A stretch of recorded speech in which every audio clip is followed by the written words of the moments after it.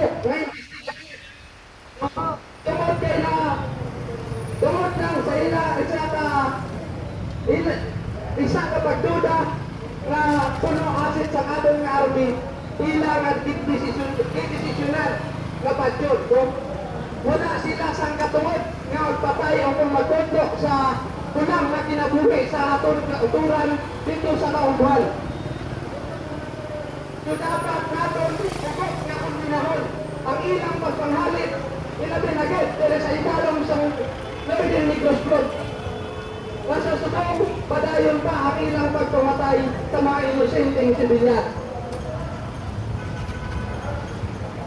So kamunay nag-iusa ang atong mga kauturan kakagiban pa nga sektor para kay pakita sa civil indeed na wala sila sa lugar dire sa pungkod Pilipinas kag iskan din ba na syudad. No?